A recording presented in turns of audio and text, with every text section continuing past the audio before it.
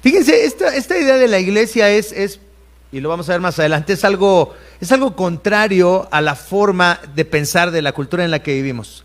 Es algo contrario a la forma de pensar de la cultura en la que vivimos. ¿Por qué? Porque vivimos en una cultura llena de individualismo. Es una cultura en la que lo más importante que es, ¿cuál es la narrativa cultural? Lo más importante que es para cada uno de nosotros, o qué debe ser lo más importante en tu vida.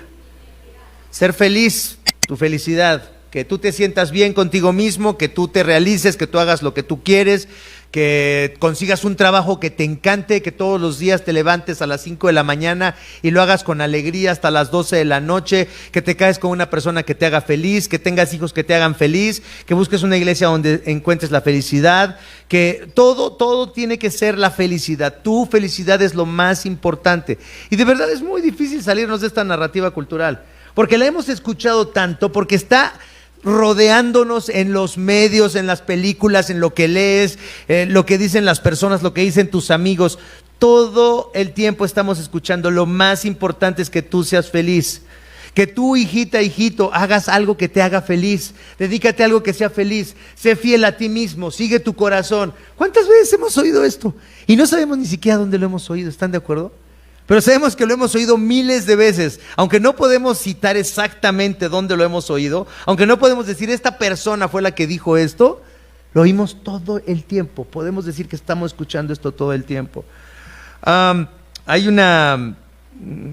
Acabo de leer un artículo buenísimo que habla sobre la desintegración de la familia, especialmente en los Estados Unidos, pero creo que los Estados Unidos influyen mucho en toda la civilización occidental, y es un artículo del Atlantic Monthly. Dice que hay un fenómeno sociológico en el cual las personas mayores cada vez están más solas, pasan más tiempo solas, o sea, es decir, no solamente los que están muy viejitos, sino personas ya de 60 años están solas hasta que se mueren muchos de ellos. Y mucha gente joven también está sola, sin apoyo, cuando enfrentan alguna crisis, porque hay algo que está desintegrando la familia.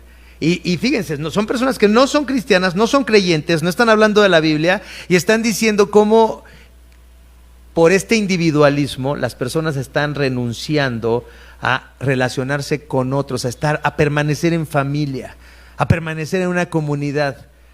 ¿Por qué? Porque déjenme leerles esto, está muy interesante. Dice: la principal razón, dice, que los estudios se encuentran para responder a por qué hay tanta gente alejada de sus padres y de la familia más cercana, es que el individualismo de nuestra sociedad enfatiza que lo más importante es ser feliz. Y fíjense, como les digo, no es un artículo de un libro cristiano, eso es una publicación secular. Dice: por esta razón, las personas se alejan con más facilidad de los familiares que no los hacen felices.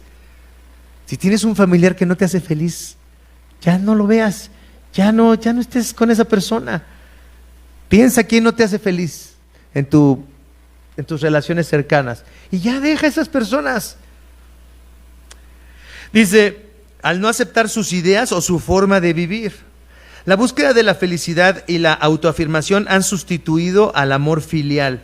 El hecho de que las personas se alejen de relaciones dañinas no es algo malo, pero en muchos casos el costo de romper con la familia más cercana tiene costos muy altos, como ya se está viendo en la cantidad de gente mayor que está totalmente sola, o en personas jóvenes que no tienen una red que les ayude cuando enfrentan una crisis de cualquier tipo.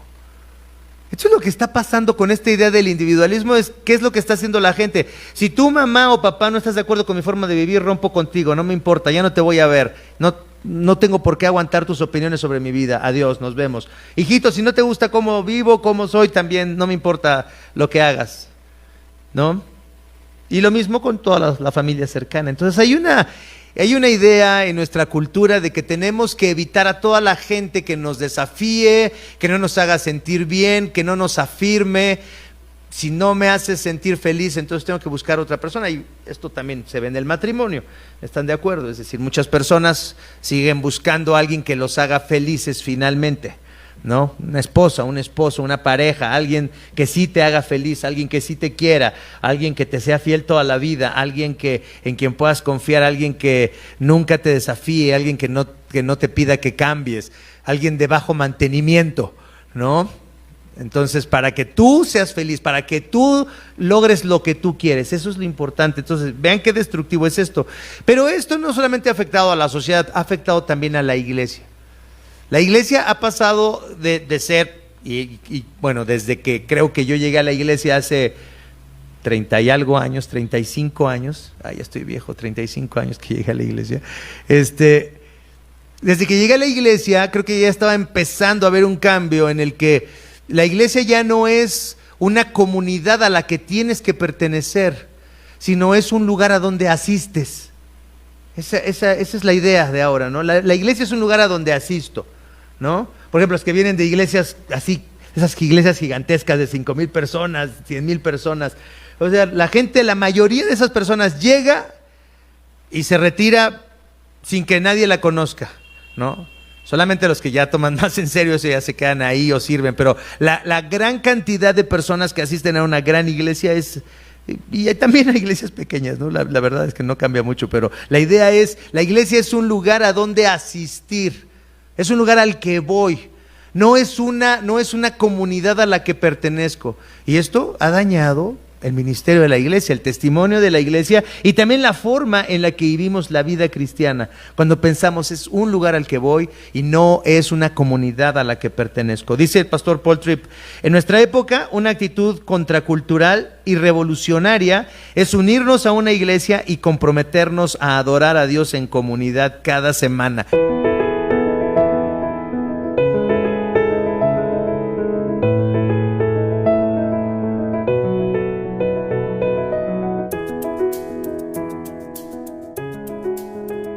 Vamos a seguir entonces hoy con la meditación en la palabra del Señor de acuerdo al orden del Catecismo de Heidelberg.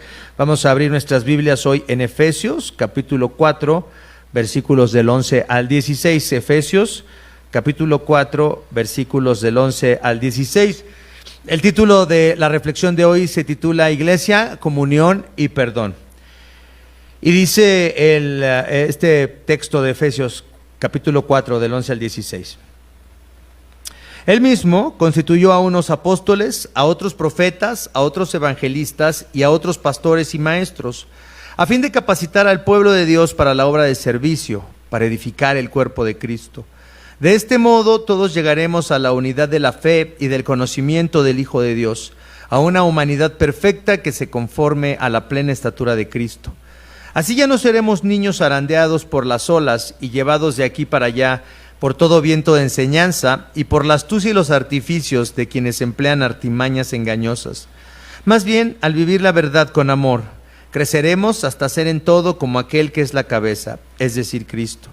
Por su acción, todo el cuerpo crece y se edifica en amor, sostenido y ajustado por todos los ligamentos, según la actividad propia de cada miembro. Esta es la palabra del Señor y continuamos en esta sección del catecismo que hace referencia al credo apostólico. Estamos en la última parte de las declaraciones del credo apostólico. Si se dan cuenta, hoy estamos en la parte de esta sección que dice: creo en la Santa Iglesia Universal, la comunión de los santos y el perdón de los pecados. Ya casi se lo saben después de tantos años. Creo en la Santa Iglesia Universal, la comunión de los santos y el perdón de los pecados. Así es que esta es en la sección en la que estamos del catecismo y dice la pregunta 54. ¿Qué crees de la Santa Iglesia Universal? La respuesta es que el Hijo de Dios, desde el principio hasta el fin del mundo, de todo el género humano, congrega, guarda y protege para sí, por su Espíritu y su palabra, en la unidad de la verdadera fe, una comunidad elegida para la vida eterna, de la cual yo soy un miembro vivo, en la cual permaneceré por siempre. ¿Qué creemos entonces de la iglesia? Cuando decimos creo en la Santa Iglesia Universal, ¿qué es lo que creemos? ¿A qué nos referimos? Entonces, dice, especialmente quiero que pensemos en esto, que el Hijo de Dios, es decir, que Cristo mismo, desde el principio hasta el fin del mundo, de todo el género humano, de toda lengua, pueblo y nación, como dice Apocalipsis, congrega y guarda y protege para sí, protege, guarda, congrega, por su Espíritu y su palabra. Fíjense qué usa para guardarnos: el Espíritu Santo y su ¿qué? Y su palabra. Necesitamos esa palabra, estar constantemente en esa palabra. Dice, nos guarda en la unidad de la verdadera fe. ¿Y qué guarda? Una comunidad, dice, elegida para la vida eterna, de la cual yo soy un miembro vivo, soy miembro de esa comunidad, en la cual permaneceré para siempre. Fíjense, esta idea de la iglesia es, y lo vamos a ver más adelante, es algo contrario a la forma de pensar de la cultura en la que vivimos. Es algo contrario a la forma de pensar de la cultura en la que vivimos. ¿Por qué? Porque vivimos en una cultura llena de individualismo. Es una cultura en la que lo más importante que es, ¿cuál es la narrativa cultural? Lo más importante que es para cada uno de nosotros, o qué debe ser lo más importante en tu vida. Ser feliz, tu felicidad, que tú te sientas bien contigo mismo, que tú te realices, que tú hagas lo que tú quieres, que consigas un trabajo que te encante, que todos los días te levantes a las 5 de la mañana y lo hagas con alegría hasta las 12 de la noche, que te caes con una persona que te haga feliz, que tengas hijos que te hagan feliz, que busques una iglesia donde encuentres la felicidad, que todo tiene que ser la felicidad. Tu felicidad es lo más importante. Y de verdad es muy difícil salirnos de esta narrativa cultural, porque la hemos escuchado tanto, porque está rodeándonos en los medios, en las películas, en lo que lees, lo que dicen las personas, lo que dicen tus amigos. Todo el tiempo estamos escuchando, lo más importante es que tú seas feliz. Que tú, hijita, hijito, hagas algo que te haga feliz. Dedícate a algo que sea feliz. Sé fiel a ti mismo, sigue tu corazón. ¿Cuántas veces hemos oído esto? Y no sabemos ni siquiera dónde lo hemos oído, ¿están de acuerdo? Pero sabemos que lo hemos oído miles de veces, aunque no podemos citar exactamente dónde lo hemos oído, aunque no podemos decir esta persona fue la que dijo esto, lo oímos todo el tiempo. Podemos decir que estamos escuchando esto todo el tiempo. Acabo de leer un artículo buenísimo que habla sobre la desintegración de la familia, especialmente en los Estados Unidos, pero creo que los Estados Unidos influyen mucho en toda la civilización occidental, y es un artículo del Atlantic Monthly, y dice que hay un fenómeno sociológico en el cual las personas mayores cada vez están más solas, pasan más tiempo solas, o sea, es decir, no solamente los que están muy viejitos, sino personas ya de 60 años están solas hasta que se mueren muchos de ellos. Y mucha gente joven también está sola, sin apoyo, cuando enfrentan alguna crisis, porque hay algo que está desintegrando la familia. Y fíjense, son personas que no son cristianas, no son creyentes, no están hablando de la Biblia, y están diciendo cómo por este individualismo las personas están renunciando a relacionarse con otros, a permanecer en familia, a permanecer en una comunidad.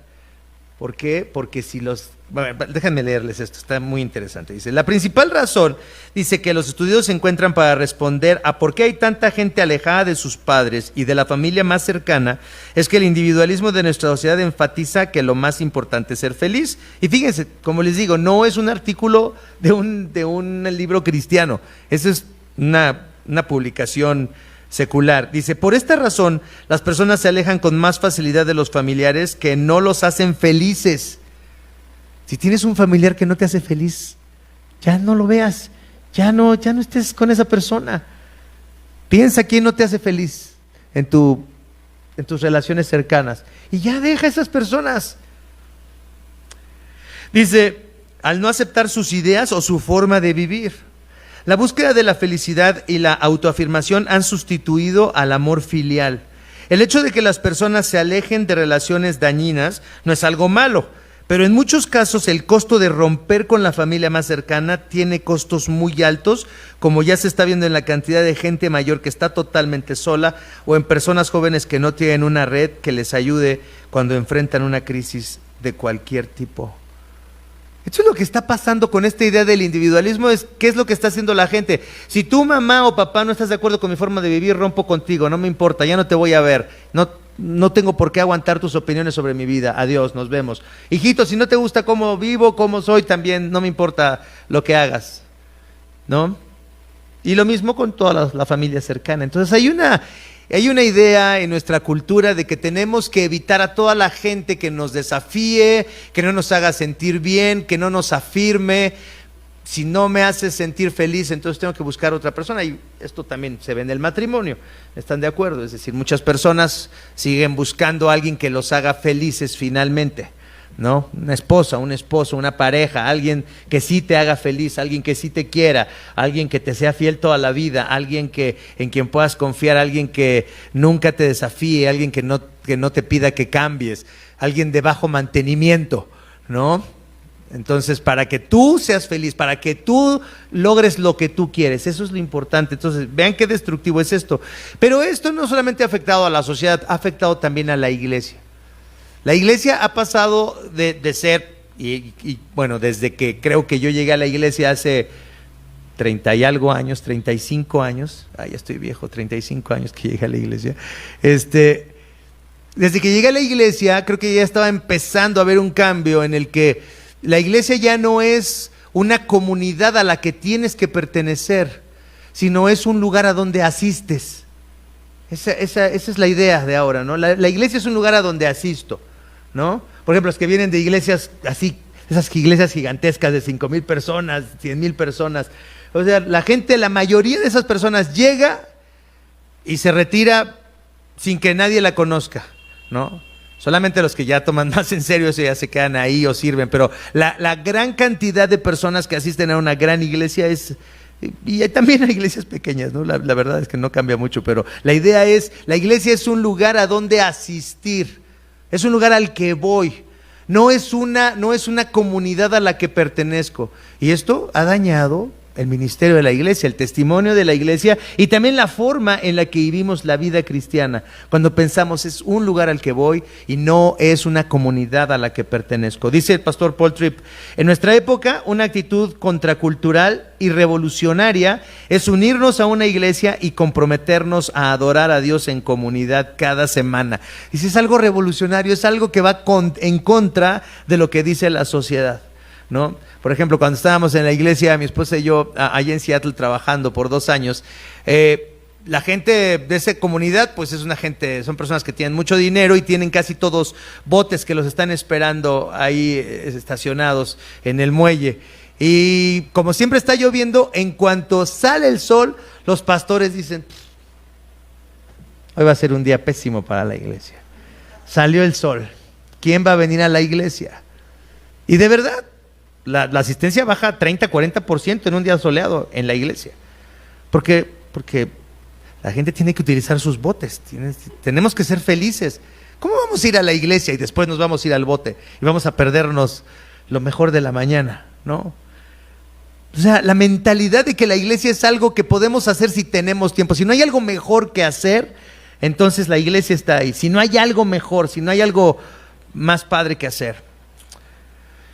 Entonces, quiero que pensemos en esto que dice el catecismo. Dios, desde el principio, Cristo, desde el principio hasta el fin del mundo, de todo el género humano, de todas las razas, las culturas, congrega y guarda y protege para sí por su espíritu y su palabra en la unidad de la verdadera fe, una comunidad elegida. Una comunidad elegida. Realmente nos sentimos así cuando pensamos en nuestra participación en la iglesia, como que pertenezco a una comunidad elegida. Así te ves a ti mismo. O sea, esa es una identidad que tú tienes. Pertenezco a una comunidad de personas que han sido elegidas. Eso es la iglesia para mí. O simplemente es como tienes la visión de la iglesia es un club. La iglesia es un lugar a donde voy a que me atiendan, a que me sirvan, ¿dónde está el mejor show? ¿Dónde está el mejor stand-up cristiano? ¿No? ¿Dónde está la mejor música? ¿Dónde están las mejores luces? ¿Dónde está la gente más cool? O sea, ¿a dónde vamos? Esa es la idea que mucha gente tiene de la iglesia, pero fíjense lo que dice Calvino. En la institución de la religión cristiana, este es un documento que escribió Juan Calvino, dedicado al rey Francisco I de Francia, para explicarle en qué creían los protestantes y en la sección sobre la iglesia, fíjense lo que dice Calvino. No hay otro camino para llegar a la vida, sino que seamos concebidos en el seno de esta madre, hablando de la iglesia, que ahí se nos dé a luz, que nos alimente con sus pechos y que nos ampare y defienda. Fíjense, que nos ampare y defienda. ¿A poco de verdad vemos a la iglesia como esta comunidad que nos ampara y que nos defiende? Muchas personas llegan a la iglesia y piden ayuda o O de pronto me llaman y me dicen, oye pastor, no me puedes casar. Tú eres famoso porque casas a mucha gente. Ah, pues. Oye, ¿y tú vas a alguna iglesia? No voy a ninguna iglesia. No puedo casarte, tienes que ser parte de una iglesia. Tienes que ser parte de una iglesia. Oye, o sí me voy a casar, pero ¿y por qué no? Y digo, más bien, sí me voy a casar y sí tengo una iglesia. Le digo, ¿por qué no le dices a tu pastor que te case? La gente le choca eso, dice que soy muy sangrón. Y sí, no niego que soy sangrón, pero no es algo que pienso que es solamente mi sangronería o mi egoísmo. Pienso que hay una buena razón para decirle a las personas, no puedes recibir los beneficios de la fe cristiana si tú no tienes una iglesia que te proteja, una comunidad que, fíjense lo que dice Calvino, que nos ampare y que nos defienda. Eso es lo que tenemos cuando pertenecemos a una comunidad.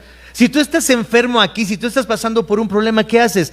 Llamas a los hermanos de la iglesia y dices, estoy muy mal, alguien está enfermo, mi mamá está enferma, alguien murió, te necesito ayuda, perdí el trabajo. Y la iglesia, nosotros ayudamos a las personas que son parte de nuestra iglesia, vemos qué hacemos por ellos, oramos por ellos, les damos algo que necesiten. Es decir, hacemos constantemente algo por los que están en la iglesia. Pero una persona que no tiene iglesia, una persona que no tiene una comunidad a la cual pertenecer, va de lugar en lugar, está solo, no tiene esa protección.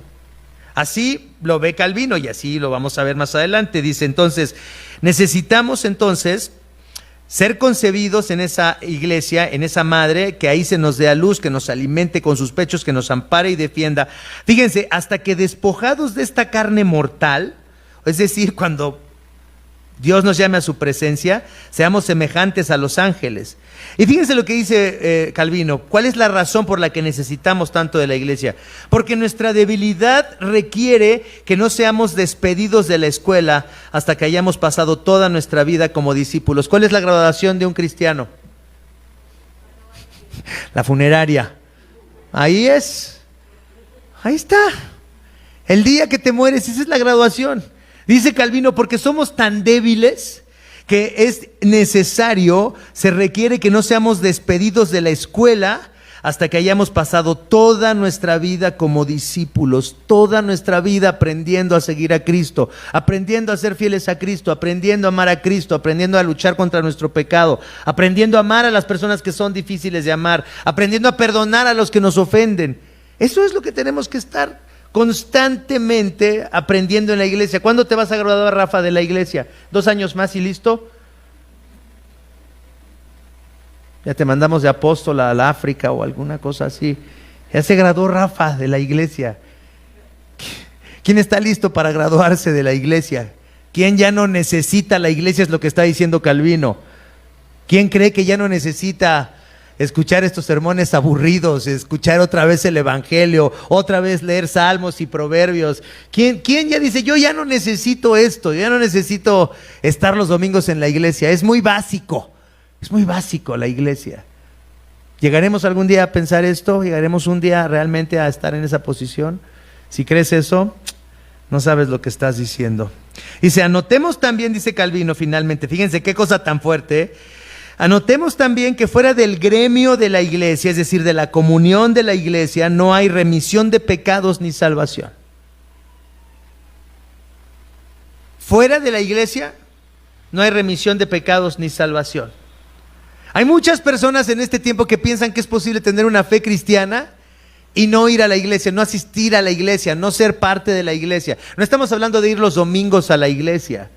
Estamos hablando de ser parte de una iglesia, de comprometerte a sostener a una iglesia, a trabajar por esa iglesia, a utilizar todo lo que tú tienes, lo que eres en esa iglesia, a ser parte de esa comunidad, amar a los hermanos, invitarlos a tu casa a comer, no solamente saludarlos el domingo, interesarte en ellos. No estoy hablando del pastor, claro, ustedes me pagan para que yo lo haga y lo hago con mucho gusto, porque me pagan bien. Pero no está hablando de los pastores.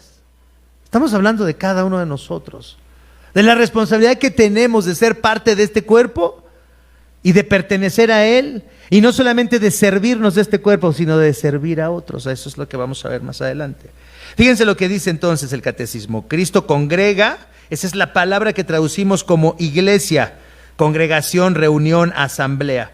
Y ahí está el texto que leímos en Efesios capítulo 4, versículos del 11 al 13. Efesios 4, del 11 al 13. Fíjense, hablando de esta comunidad necesaria. Dice, Él mismo, es decir, hablando de Cristo, constituyó a unos apóstoles, a otros profetas, a otros evangelistas y a otros pastores y maestros, a fin de capacitar al pueblo de Dios. Fíjense una cosa, todos estos ministerios, el apostólico, el profético, el evangelismo, el pastoral y el de los maestros, hacen una función. ¿Cuál es la función? Lo mismo que hacen cada uno de ellos, lo que tienen en común. ¿Son ministerios de qué tipo? ¿De qué? De enseñanza. Son ministerios de enseñanza. Y fíjense lo que dijimos al principio, ¿cómo nos guarda Cristo en esa congregación por medio de su Espíritu y de qué? Y de su palabra. Entonces los ministerios que tenemos enlistados aquí en Efesios capítulo 4 tienen que ver con esto. Los apóstoles enseñan la palabra de Dios. Los que evangelizan utilizando la palabra de Dios. Los maestros usan la palabra de Dios. Los pastores pastorean enseñando la palabra de Dios. Esto es fundamental. Dice, a fin de capacitar al pueblo de Dios, ¿para qué? Para la obra de servicio. ¿Para qué estás en la iglesia? Estás en la iglesia para ser capacitado. Estamos en la iglesia para ser capacitados. No es que venimos el domingo a oír un mensaje inspirador que nos haga sentir bien con nosotros mismos. Venimos para ser capacitados. Nos reunimos los lunes no porque no tenemos otra cosa que hacer los lunes en la noche. ¿Qué haremos el lunes en la noche?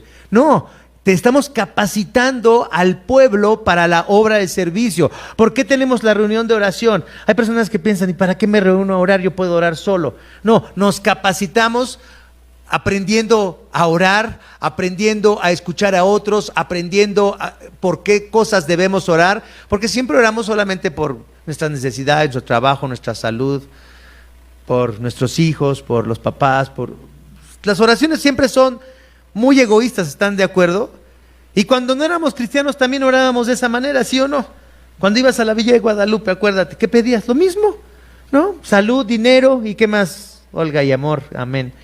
No, mira, sí te contestó, mira, despertó el güero por fin. Y entonces, salud, dinero y amor, o sea, ¿necesitas ser cristiano para pedir esas cosas? No, esas las puede pedir cualquier persona. Pero cuando venimos a la oración y escuchamos otras oraciones por un país, por las misiones, por los pastores, por la plantación de iglesias, por el cambio de la sociedad, por el cambio de corazón, por el gobierno, ¿cómo se pide por todas las demás cosas que están a nuestro alrededor? Somos capacitados en la oración. También somos capacitados al tener paciencia, ¿estás de acuerdo? Una hora de estar escuchando las oraciones de otros. Hay que tener paciencia, hay que tener madurez, porque no queremos eso, ¿no? No queremos estar una hora disciplinados, sentados ahí. Lo que queremos es andar aprovechando el tiempo mientras oigo la oración. ¿No conocen a esa gente que dice eso? Mira, si oigo la oración mientras aprovecho el tiempo. ¿Por qué se ríen? ¿No? Pues, porque no tienes disciplina, porque no quieres someterte a un tiempo en el que tienes que ser capacitado, enseñado. No queremos eso, no queremos.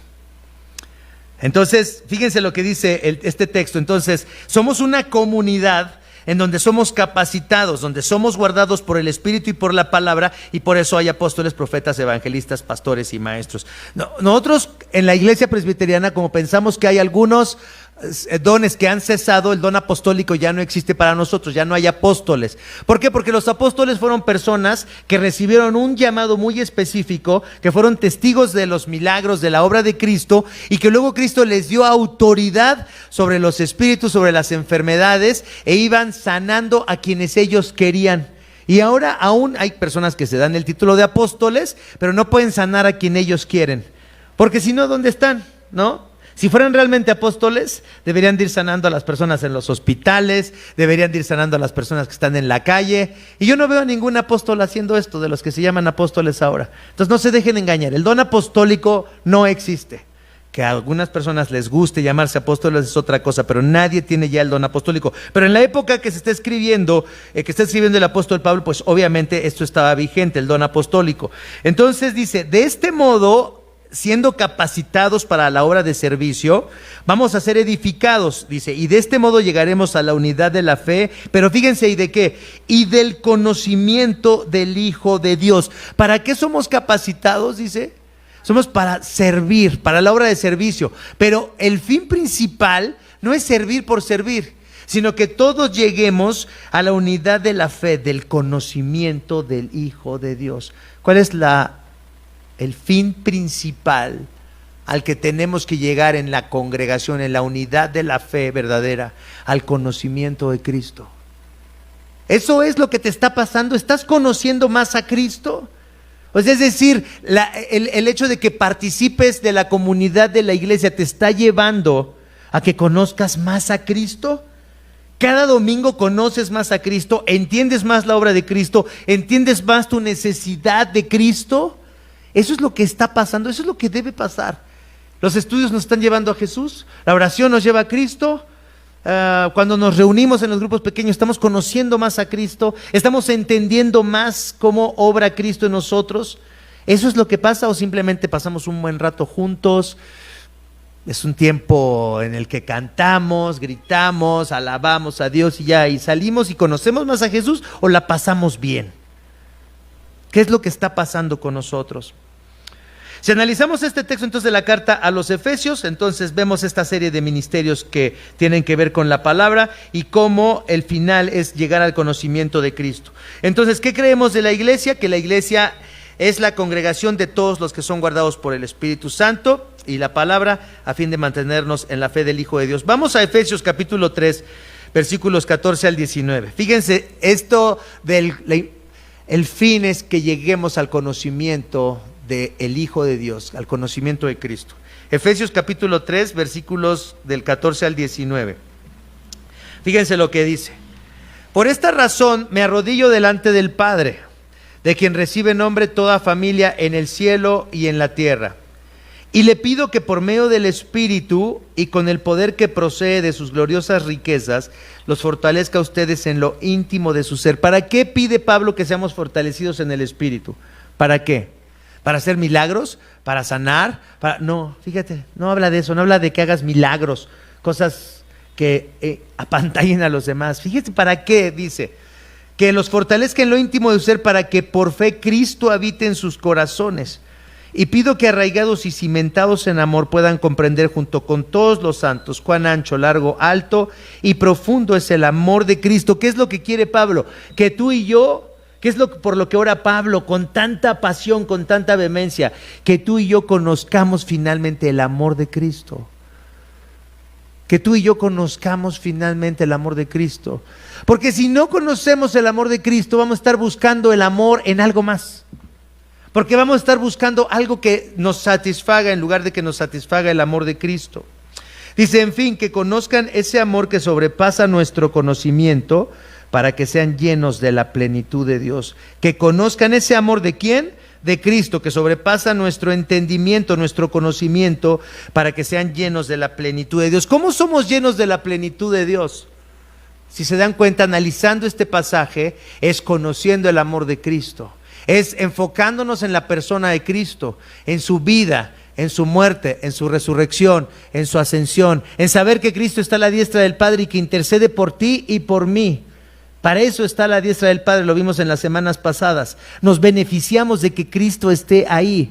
¿Por qué? Porque nos ha enviado el Espíritu Santo para guiarnos a la verdad, para recordarnos todo lo que Cristo ha hecho por nosotros. ¿Se dan cuenta cuál es el centro de nuestra fe? Cristo. ¿Qué nos mantiene unidos en la iglesia? Cristo. ¿Cuál es el fin de nuestro esfuerzo, de nuestra capacitación? Conocer el amor de Cristo. Y Pablo dice, esta es mi oración, que conozcan el amor de Cristo. Porque mientras no conozcas el amor de Cristo y mientras yo no conozca el amor de Cristo, entonces vamos a buscar algo en esta vida que nos satisfaga, algo en esta vida que nos dé un motivo para vivir, algo en esta vida que nos emocione, algo en esta vida que nos haga sentir vivos, algo en esta vida que finalmente nos va a hacer adictos. Si tú no conoces el amor de Cristo, Siempre estás buscando algo que satisfaga tu corazón y estás adicto a eso. ¿Están de acuerdo? Puede ser materialismo, ¿no? Puede ser fama en las redes sociales. ¿Cuántos seguidores tengo? ¿Cuántos nuevos seguidores consigo? ¿Soy un influencer ya o todavía no? ¿Qué cosas más pueden ser? Pornografía, flojera, estar entreteniéndonos con cosas banales, ¿no? ¿Cuándo va a salir la próxima película de los Avengers o no sé, o de Star Wars o algo? O sea, ya estoy esperando, estoy ilusionado con eso. ¿Alguien puede estar realmente pensando eso? No, ¿cuándo sale la próxima serie? ¿Cuándo? Podemos vivir de esa manera, ¿están de acuerdo? Vidas tan superficiales, tan vacías, adictas a cualquier cosa de este mundo. ¿A qué estás adicto? Por eso dice Pablo, no, lo que más le pido a Dios es que ustedes puedan comprender junto con todos los santos cuán ancho, largo, alto, profundo es el amor de Cristo y que así sean llenos de la plenitud de Dios. Entonces, si analizamos bien esta declaración del catecismo, vemos que hay 3 aspectos principales que debemos creer sobre la iglesia. Número 1, la unidad de la fe en Cristo. Número 2, la necesidad de la enseñanza de la palabra que nos guía a Cristo y la permanencia en ese cuerpo del que somos miembros para servir a Cristo. Entonces, dice el catecismo, Dios nos congrega, nos guarda y nos protege. Quiero que pensemos en este texto de Primera de Pedro, capítulo 1, versículos 4 y 5. Primera de Pedro, capítulo 1, versículos 4 y 5. Fíjense cómo somos guardados. Y aquí lo dice el apóstol Pedro. Dice, esta herencia está reservada en el cielo para ustedes, esta herencia de la plenitud, de la salvación, cuando ya no haya pecado, cuando ya no haya muerte, cuando ya no haya pleitos, cuando ya no haya vicios, cuando ya no haya adicciones, cuando ya no haya tristeza, depresión, enojo, divisiones, cuando ya no haya nada de eso. Dice, esa herencia está reservada en el cielo para ustedes, a quienes el poder de Dios, ¿qué dice? Protege mediante ¿qué? Mediante la fe, o sea, es decir, el Espíritu Santo nos da la fe que nos protege porque nos mantiene unidos ¿a quién? A Cristo, hasta que llegue la salvación esperada que se ha de revelar en los últimos tiempos. Entonces, ahí está esta parte del catecismo que dice que somos entonces una comunidad guardada por el Espíritu Santo, por la palabra de Dios, a la que pertenecemos. Y por eso viene la pregunta 55. ¿Qué entiendes por la comunión de los santos? La respuesta, fíjense la respuesta a la pregunta 55. ¿Qué entiendes cuando dices creo en la comunión de los santos? Que todos los fieles en general y cada uno en particular, como miembros del Señor Jesucristo, tienen la comunión de Él y de todos sus bienes y dones. Fíjense, tenemos la comunión de Él, de Cristo, y de todos sus bienes y dones. Ya hablamos de los beneficios ¿cuáles son los beneficios de estar unidos a Cristo? Ya platicamos de esto en las semanas pasadas. Pero dice en la segunda parte, segundo, que cada uno debe sentirse obligado a emplear con amor y gozo los dones que ha recibido, utilizándolos en beneficio de los demás. La pregunta que te quiero hacer en esta mañana: tú te beneficias de la iglesia, pero la iglesia se beneficia de ti. Tú te beneficias de la iglesia, pero la iglesia se beneficia de ti. Es decir, tú aportas algo a la iglesia. Tú estás dando algo a la iglesia. Tú eres una persona que dedicas tu tiempo, tus dones, tu talento, tu dinero para beneficiar a la iglesia. Esto es algo muy importante porque es muy fácil beneficiarnos de la iglesia y nunca dar nada a la iglesia. Ni nuestro tiempo, no tenemos tiempo, ni nuestros dones, ni acompañar a otros, ni pensar quién necesita algo de mí, ni abrir tu casa para algo. O sea, nada. Simplemente venir los domingos, salir de aquí y no pensar cómo estoy beneficiando a la iglesia. Tu vida es un beneficio, es una bendición para la iglesia, y estamos hablando de la congregación. Tu vida es una bendición para los otros hermanos. Tu vida aporta algo a los demás. Eso es lo que tienes que preguntarte hoy. porque así lo dice claramente el catecismo, y no el catecismo, sino la Biblia, ¿no? Que cada uno debe sentirse obligado a emplear con amor y gozo los dones que ha recibido, utilizándolos en beneficio de los demás. Y no solamente de la iglesia. Cada domingo, siempre al final del servicio, les recuerdo que estamos en una misión en esta ciudad. Y que las personas que están a nuestro alrededor, ¿qué les digo siempre? ¿Qué deben? ¿Deben qué? Beneficiarse de que nosotros seamos cristianos y seamos sus vecinos. Deben de beneficiarse los que trabajan contigo, de que están ahí cerca de ti y que tú eres un cristiano. Ellos tienen que sentirse bendecidos por ti. Tú tienes que estar bendiciéndolos ahí donde estás, ahí donde vives, ahí donde trabajas, ahí donde estudias, con tu familia. Tienes que bendecir a tus padres. ¿Estás bendiciendo a tus padres o eres un dolor para tus padres? Tienes que beneficiar a tus hijos. ¿Estás bendiciendo a tus hijos o solamente los estás consintiendo, no? Sobreprotegiendo. Eso no es beneficiar a los hijos, no. Beneficiarlos en el sentido espiritual de la fe cristiana. Los que están a tu alrededor, te pregunto en esta mañana, ¿se benefician de tu presencia en sus vidas? ¿Cómo estamos? Si dice que él mismo construyó unos apóstoles, otros profetas, evangelistas, bueno, decimos es que yo ni soy apóstol, ni soy evangelista, ni soy pastor, ni soy maestro. Entonces, pero fíjense lo que dice también Filipenses capítulo 2 versículos del 4 al 8. Pensando en esto de servir a otros. O sea, si tú dices, bueno, es que no tengo ninguno de estos ministerios, estoy totalmente de acuerdo contigo, porque aquí es muy específico lo que dice acerca de estos ministerios. Pero también hablamos la semana pasada, cuando hablábamos del Espíritu Santo, en 1 Corintios capítulo 12, que el Espíritu Santo da dones a todos los que están en su iglesia y los reparte, como dice, como Él quiere. El Espíritu Santo reparte dones a cada uno de nosotros como Él quiere. Entonces hay otros dones más. Más que nada quiero que pensemos en este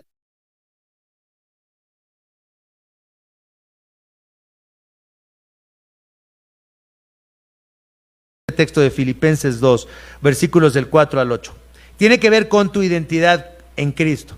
Fíjense lo que dice. Cada uno debe velar no solo por qué, por sus propios intereses, pero está hablándoles a los apóstoles, a los pastores, a los maestros, a los evangelistas. ¿De quién está hablando? Está hablándoles a todos. Cada uno debe velar no solo por sus propios intereses. Yo te pregunto, ¿por qué velas tú? ¿Velas por los intereses de la iglesia? ¿Velas por los intereses de tus vecinos? ¿Velas por los intereses de tu comunidad? ¿De los que te rodean? ¿De verdad eso? ¿Así vivimos? ¿Pensando en cómo podemos bendecir a otros? ¿En una vida de servicio a otros? Dice, sino también por los intereses de los demás. La actitud de ustedes debe ser, y aquí está la actitud de quién, mía como pastor, no también tuya como miembro de la iglesia, como la de Cristo Jesús, quien siendo por naturaleza Dios, no consideró el ser igual a Dios como algo a que aferrarse.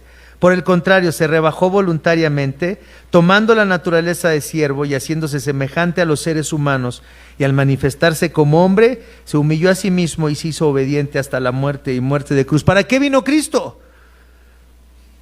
¿Para qué vino Jesús?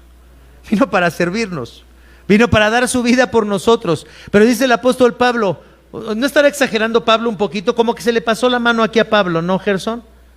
Es muy exagerado, ¿no? O sea, así como Cristo, háganlo ustedes. ¿No será una exageración? ¿No estará exagerando? ¿No será esto una hipérbole? ¿No? ¿Es en serio esto? O sea, como Cristo hace, nosotros tenemos que hacer lo mismo. Esa es la actitud que debemos de tener. La verdad, estamos súper lejos de esa actitud. ¿Están de acuerdo? Súper lejos. Pensar en cómo otros necesitan que yo los bendiga. ¿Cómo puedo utilizar mi vida, mi dinero, mis recursos para el beneficio de otros? ¿No? Cuando pensamos en los diezmos, en las ofrendas, esta iglesia se plantó porque hubo personas que dan sus diezmos y sus ofrendas. Y todos nos beneficiamos de este ministerio, ¿no? Pero si no hubiera personas fieles con sus diezmos y sus ofrendas, no podríamos estar plantando otras iglesias, no podríamos haber mandado a Leonel a plantar la iglesia en Iztapalapa, y no podríamos estar enviando ahora a Suriel y a su equipo a plantar la iglesia en Azcapotzalco. Hay personas que son fieles. ¿Tú eres fiel? ¿Tú eres generoso? ¿Tú piensas que tu trabajo y tu dinero sirven para estas cosas? ¿O realmente piensas que no? A veces no tenemos una visión de cómo podemos utilizar nuestras vidas para el beneficio de otros, pero nos beneficiamos de la iglesia. Qué forma tan clientelar de ver la iglesia y de tratar la iglesia, ¿no? Estoy en la iglesia porque me beneficia, me gusta, me siento a gusto, voy, escucho la palabra, me siento bien conmigo mismo y ya, voy. Igual que cuando eras católico. Ibas a la iglesia el domingo, toda la semana nunca pensabas en Dios, no vivías para Dios, no servías a Dios, no dabas nada para Dios. Simplemente el domingo ibas, escuchabas la misa, nos levantábamos, nos dábamos la paz, ¿no? Ustedes, los que no han experimentado eso, no saben qué estoy hablando, pero los que crecimos en la iglesia tradicional sabemos lo que estamos diciendo, ¿verdad, Cristi? ¿Y qué? Salíamos de ahí a vivir nuestra vida para nosotros. Nos sentíamos bien con nosotros mismos y eso es todo. ¿Así te pasa ahora que eres cristiano? ¿Buscas la iglesia para sentirte bien contigo mismo? ¿Te das cuenta que no hemos cambiado mucho o que esta idea con la que empezamos de este individualismo sigue muy presente en la iglesia? ¿Me beneficio yo de algo? Excelente. Eso es a lo que voy, a beneficiarme de algo. Entonces, hay que pensar si realmente tenemos, como dice Pablo, esta actitud la actitud que tuvo Cristo, dice, y no solo velar por nuestros propios intereses, sino por los intereses de los demás. Entonces, la comunión de los santos se manifiesta en una comunidad que constantemente está sirviendo. Ser servidor o esclavo no significa una actitud servil, significa que cada uno debe sentirse obligado a emplear con amor y gozo los dones que ha recibido, utilizándolos en beneficio de los demás. Entonces tenemos aquí estas dos declaraciones del credo. Creo en la Santa Iglesia Universal. ¿Qué significa esto? Ya vimos más o menos qué significa esto. Creo en la comunión de los santos, es decir, que estoy en este cuerpo para servirlo, para servir a Cristo a través de servir a los demás. Y finalmente la última pregunta, la pregunta 56 dice, ¿qué crees de la remisión de los pecados? Cuando dices creo en el perdón de los pecados, ¿qué significa esto? Fíjense qué preciosa la respuesta. Con esto vamos a terminar. Creo que Dios, por la satisfacción de Cristo, ¿qué quiere decir la satisfacción de Cristo? Porque Cristo vivió la vida que yo no puedo vivir, porque Cristo cumplió con la ley perfectamente, Dios está satisfecho con el trabajo de Cristo. Entonces, por la satisfacción de Cristo no quiere acordarse jamás de ¿qué? De mis pecados. Fíjate, no es que no pecas, digo que yo no peco, pero que Dios, a pesar de que pecamos, ¿qué dice? No quiere acordarse de tus pecados. Qué preciosa actitud tiene Dios con nosotros. Qué paciencia, qué bondad. ¿Qué dice Dios? No quiero acordarme de tus pecados. ¿Por qué si tú sí quieres acordarte de tus pecados? ¿Por qué estás tan atormentado por tu pecado? Está bien, debemos sentir dolor por nuestro pecado, debemos de odiar nuestro pecado, pero si Dios dice, ya no quiero acordarme de tus pecados, ¿no debieras de encontrar un gran consuelo en esa realidad? ¿Has fallado? ¿Hemos fallado? Todos hemos fallado. Pero dice, Dios no quiere acordarse jamás de mis pecados porque está satisfecho con lo que Cristo hizo. Ni tampoco de mi naturaleza corrompida con la cual debo luchar toda la vida, sino que gratuitamente me otorga la justicia de Cristo para que yo nunca venga a condenación. Debo de luchar contra mi naturaleza corrompida y mis pecados, ¿qué dice? Toda la vida. Toda la vida. Hay personas, por ejemplo, que no se han bautizado, Dulce, o no se quieren bautizar y dicen, es que voy a fallar, voy a pecar. ¿Y quién dijo que no? ¿Y quién dijo que solamente el que ya nunca va a pecar se puede bautizar? ¿No tenemos un compromiso de vivir en santidad? Sí, claro que sí. Nuestro compromiso es de luchar contra nuestro pecado hasta que Dios nos llame a su presencia. Pero el bautismo no significa que ya no vas a pecar. Significa que vas a empezar a luchar contra tu pecado hasta que te mueras. Pero que Dios no quiere acordarse de tu pecado. que Dios ya te ha perdonado. Fíjense, muchas personas piensan en todo esto eso es el permiso para pecar, para hacer lo que queramos. Pues si al conocer la gracia y el perdón que Cristo quiere darte, tú sientes más ganas de pecar, entonces quiere decir que no eres un cristiano. Fíjate lo que estoy diciendo. Si al conocer la gracia y el perdón que Cristo te ofrece y que no quiere acordarse de tus pecados, sientes que eso motiva más tus ganas de pecar que de refrenarte del pecado, entonces quiere decir que no eres un cristiano. Pero si tú dices, ese amor y esa gracia y esas ganas de no acordarse de mis pecados me lleva más continuamente al arrepentimiento, me lleva más continuamente a pedir perdón, me lleva más continuamente a aferrarme a la cruz de Cristo, me lleva más continuamente a buscar la comunión con Cristo. ¿A qué te lleva a ti la gracia? ¿A pecar más o a arrepentirte más? No sé. Cada uno de ustedes debe responder eso. Y cuando decimos que creemos que en el perdón de los pecados, fíjense, no estamos diciendo que creemos que los pecados no tienen consecuencias. Cuando decimos, Dios quiere perdonar tus pecados, el perdón lo tienes, pero las consecuencias de tu pecado siguen ahí. Las consecuencias de tu pecado pueden ser horribles, las consecuencias de tu pecado pueden destruir tu vida, tu matrimonio, mi ministerio. El pecado, si seguimos en él, va a destruirnos, aunque estemos perdonados. ¿Sí se entiende esto? Cuando decimos, creemos en el perdón de los pecados, no creemos que no tenemos consecuencias del pecado. Las consecuencias del pecado van a estar ahí y las vivimos, pero el perdón está ahí. ¿Se entiende esto? Esto es muy importante. Dice, más bien lo que significa la remisión de los pecados es lo que dice el catecismo, que Dios por la satisfacción de Cristo no quiere acordarse más de mis pecados. Fíjense lo que dice el pastor Kevin de Jong, me encantó esto, que dice, el cristiano no tiene una vana ilusión de que ya no pecará. O sea, no creemos que ya no vamos a pecar. Tampoco tenemos la falsa seguridad de que pasaremos semanas, días o aún horas sin que la ira se asome en nuestro carácter, o que la lujuria llegue a nuestros pensamientos, o que el orgullo se apodere de nuestros corazones. Por el contrario, debo saber que tengo que luchar contra mi naturaleza caída toda la vida. Y fíjense, esto no quiere decir que en 5 años no deberíamos de ser más maduros, que en 5 años no deberíamos de ser más sensibles al pecado.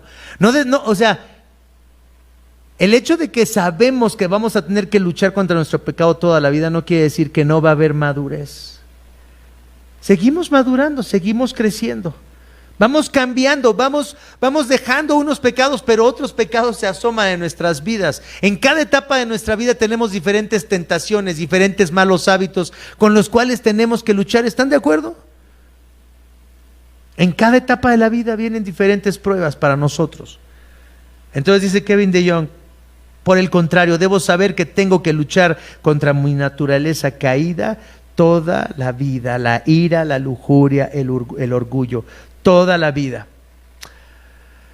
¿Qué es lo que confiesas entonces cuando dices creo en el perdón de los pecados? Vamos a terminar con este texto de Romanos capítulo 8, versículo 1, que dice, Romanos 8, 1. Alguien que lo diga de memoria. Es un pasaje que todos deben de saber. Memorícenlo. ¿Qué dice? Por lo tanto, no hay ninguna condenación para los que están unidos a Cristo Jesús. ¿Estás unido a Cristo Jesús? Entonces estás unido a la iglesia. ¿Estás unido a Cristo Jesús? Entonces la iglesia te protege, te cuida. ¿Estás unido a Cristo Jesús? Entonces estás unido a todos los que confiesan que Jesucristo es su Señor y su Salvador. Si estás en Cristo, ninguna condenación hay para ti. ¿Te da consuelo el saber esto hoy? Vamos a orar. Padre Santo, Señor amado, te damos muchas gracias porque nos has puesto en tu iglesia. Qué preciosa es tu iglesia. Cuántas iglesias diferentes deben existir. Cuántas iglesias, Señor, con distintos ministerios, con distintos énfasis deben existir, porque Tú eres el dueño de esa iglesia multiforme que está en todo el mundo, que se manifiesta en todas las culturas. Qué precioso es que la iglesia no es algo uniforme, es algo diferente, pero que estamos unidos en Cristo, protegidos en esa iglesia, alimentados en esa iglesia, edificados en esa iglesia para servirte, para poner todo lo que nos has dado a tu servicio, Señor. Bendice, Señor, nuestra fe mientras permanecemos en tu iglesia. Padre, recuérdanos cómo todos hemos sido bautizados solamente en un solo bautismo y hemos recibido un solo espíritu y estamos, Señor, congregados alrededor de una fe que es la fe que tenemos en Cristo Jesús. Gracias, Señor, por bendecirnos. Gracias por darnos, Señor, esta unidad. Gracias por desafiarnos a través de tu iglesia. Gracias porque comprendemos nuestra necesidad de la iglesia en nuestras vidas. Bendice a tu iglesia, fortalece a tu iglesia, guárdanos en medio de ella para que es el amor de Cristo. Queremos